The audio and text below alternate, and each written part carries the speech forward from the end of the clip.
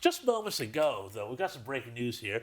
The COP28 conference in Dubai agreed to transition away from fossil fuels. Now, this is, of course, watered down language from the push from Greenies to phase out fossil fuels. So it's the resolution to that conflict that was going on the other day. Caleb, given we just had the treasurer spruiking a surplus built on fossil fuels, gas, coal, this madness isn't over, is it? Well, this government is very good at talking out of both sides of its mouth, isn't it? And I just love the irony of all these people, not just the politicians and the diplomats, but all the hangers-on and the journalists and everyone else who's gone over to Dubai for COP28, and they've come out with a document that says, well, you know, some point in the future we'll get rid of the fossil fuels. They've come back with nothing.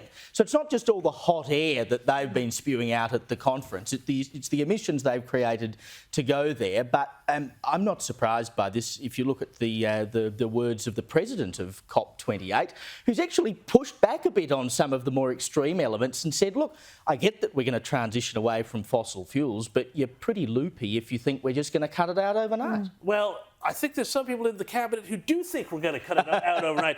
But now I've got to tell you about this story here, because this is just nutty, Prue, here. The next target of gender ideologues is Surf Lifesaving Australia. And they have now issued a diverse gender fact sheet for surf lifesaving clubs across the country as we head into summer and peak swimming and surf lifesaving season. In this document, clubs are told to retrain members' brains to not call them by their biological gender, to create more gender-neutral spaces at the surf clubs, and install more unisex toilets. Prue, volunteers are obviously pretty outraged about this, and they call this ideological activism and a lot of other things I can't even say on air. What do you make of them invading the surf lifesaving? You know, excuse me, they or them, would you mind if I could just blow some air in your mouth? You know, I mean, isn't it ridiculous that they're going to have to be worried about what they touch, how they deal with people who might be mouth to mouth?